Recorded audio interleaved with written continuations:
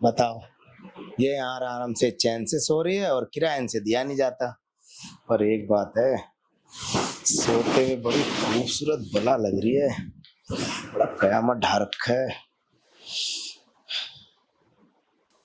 अरे यार माशाल्लाह, ये तो सोते हुए तो बड़ी खूबसूरत लग रही है।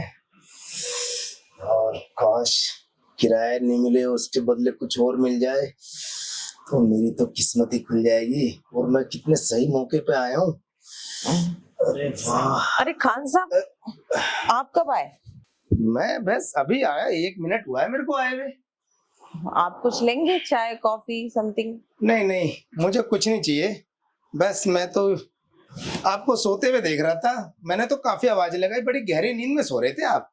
हाँ, वो मैं दिन भर काम करते करते थक जाती हूँ ना, जैसी बिस्तर पे लेटी आंख लग गई मेरी। हाँ वो तो मैं देख ही रहा था, नहीं तो मैंने तो दरवाजा भी खटखटाया, खुला हुआ था। फिर मैंने अंदर भी, मैंने कहा भाभी जी भाभी जी।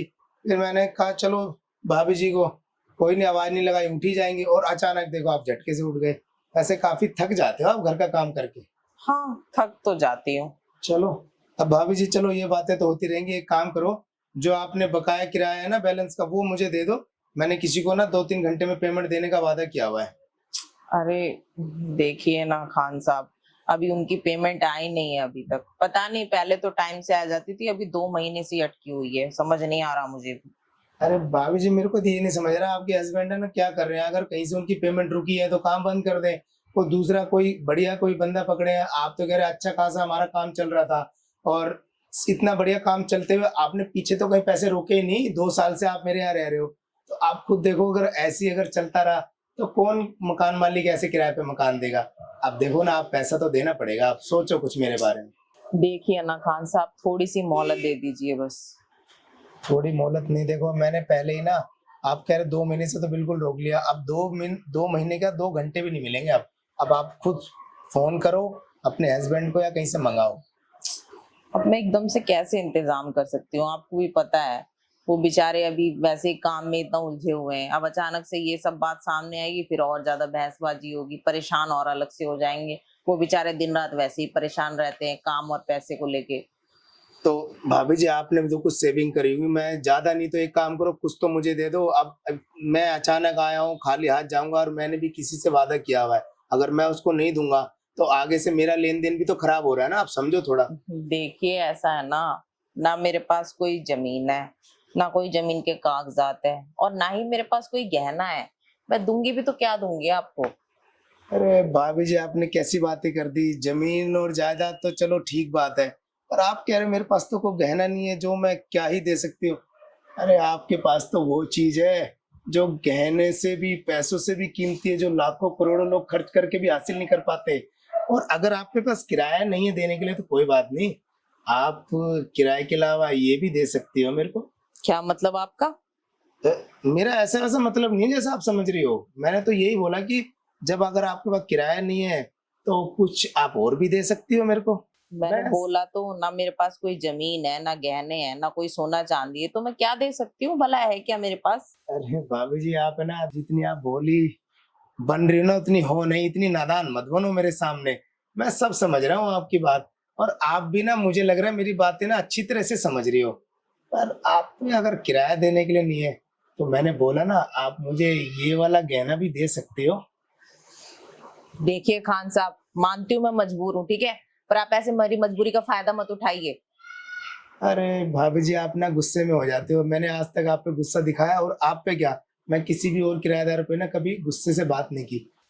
चलो ठीक है, जब आप गुस्से में आ सकते तो क्या मैं गुस्से में नहीं हो सकता? मेरा तो मकान है। और ठीक है, आप अपने हस्बैंड से ना आज बात कर लेना। आपके पास 24 घंटे की मोहलत है। अभी मैं जा रहा हूँ, और कल मुझे ना घर खाली चाहिए, और आप नहीं बुलाओगे तो मैं खुद गाड़ी बुला के खाली कराऊंगा।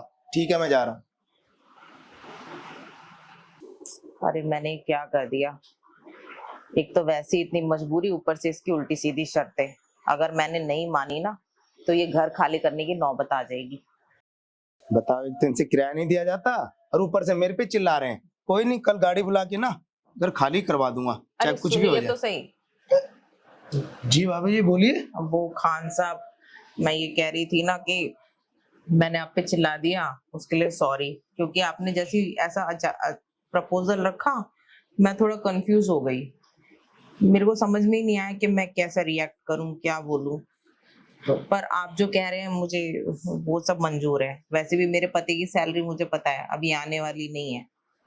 तो भाभी जी, मैं तो आपके भले के लिए तो कह रहा था, मैंने कभी आपका बुरा सोचा है? अगर मैं आपका बुरा सोचता तो मैं तो कब का खाली करा के दूसरे किसी किराएदार को रख लेता। और आजकल अच्छे किराएदार मिलते कहाँ हैं? आपके साथ इतने साल हो गए रहते, 2 साल से आप रह रहे हो, कभी कोई दिक्कत आई? ये तो आपके हस्बैंड ने गड़बड़ कर दी, पैसे नहीं दिए, इसमें आपकी भी क्या गलती? पर चलो खैर छोड़ो। वैसे आप जल्दी बात मेरी मान गए। अगर आप पे किराया नहीं है देने के लिए, कोई बात नहीं, मैंने तो आपको पहले बोला था, आप ये सब भी मेरे को दे सकती हो। जब तक आप इसके दीदार कराते रहोगे ना, मुझे इसके अलावा और कुछ भी नहीं चाहिए। और पैसों का क्या है, पैसा तो मेरे पास बहुत है। बाकी तो आप मेरी बात मान के मुझे बहुत अच्छा लगा। ठीक है खान साहब, आप जो कह रहे हैं ना, मुझे वो सब मंजूर है। मैं आपको अपना दीदार हमेशा करवाती रहूंगी। चलो, और इससे खुशी की और बात क्या हो सकती है मेरे लिए? तो बताइए कुछ और बात। और मैं ये कह रही थी, पर ये जो कुछ भी है ना, प्लीज सोसाइटी में किसी को नहीं पता चलना चाहिए। अगर आपको पता है इससे हमारी और आपकी कितनी बदनामी होगी। और दूसरी बात ये, अगर मेरे पति को कुछ पता चल गया ना, तो मेरे पति तो मुझे मेरे बाई के भगा देंगे। अरे नहीं नहीं, आप उसकी टेंशन बिल्कुल मत लो। आपकी और मेरे बीच बात रहेगी। ये मेरा आपके साथ मेरा प्रॉमिस है आपसे। और रही आपके हस्बैंड की बात, वो तो सुबह जाते रात में आते हैं। तो मेरे को तो किराया दिन में लेने आना होता है, किसको क्या पता चलेगा? और रही सोसाइटी की बात, दिन में सब सोए होते हैं, किसी को कुछ नहीं पता चलेगा। मैंने अपनी बहुत अच्छी रेपुटेशन बना रखी है। आप टेंशन कुछ नहीं लो, मेरी वजह से आपको कोई भी सुनने में और देखने में कुछ नहीं होगा। बस आप है ना, मुझे खुश करने पे ध्यान दो कि कैसे मुझे खुश करना है। आप मुझे खुश करते रहोगे ना, तो ये सब बातें तो दिमाग में ही नहीं लाओगे कभी आप। तो फिर चलें भाभी जी रूम में? ठीक है, चलो फिर। चलिए।